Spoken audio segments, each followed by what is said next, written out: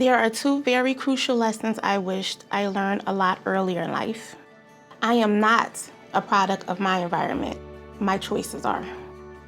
We do hold the power to create our own reality. I am the typical girl born and raised out of rough streets of North Philadelphia, 32nd and Ridge. I came up in the late 80s and 90s during the beginning of a huge drug pandemic, gang violence, and poverty.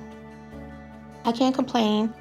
I didn't experience most hardship like others. My parents worked, and I was raised by the assistance of my grandmother.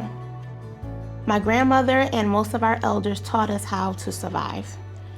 We are born into generations of learned behaviors, outdated belief systems, and misguided and blind loyalty, adopted from our families, environment, and communities.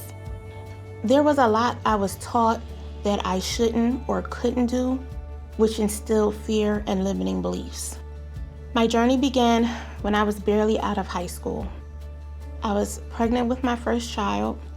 My son's father went to prison facing a long sentence.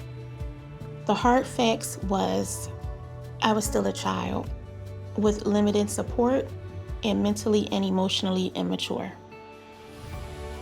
But like most women, I just dealt with it and tried to take care of my responsibilities the best way I knew how, which was a distorted perspective. I didn't consider college or any future planning. I went from job to job, paycheck to paycheck, barely making a living. I searched for assistance, and searching for resolutions led to even bigger obstacles. Government agencies offered a long, drawn-out processes, rude service, and exhausting outcomes. The individuals who could offer change or help created blockages of inequality, injustice, housing, and economic instability. I felt every step I took forward, I was knocked back 10. I was at an unbearable crossroads. I knew I needed to figure out a better way. I was determined to not be patronized any longer by anyone, so I decided to recreate my reality.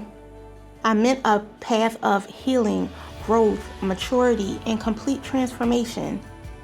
I fought, cried, disappointed myself, and disappointed others, but I was determined to progress in a positive direction, building, relearning everything I was originally taught, getting to truly know myself. I want to advocate and mentor for others.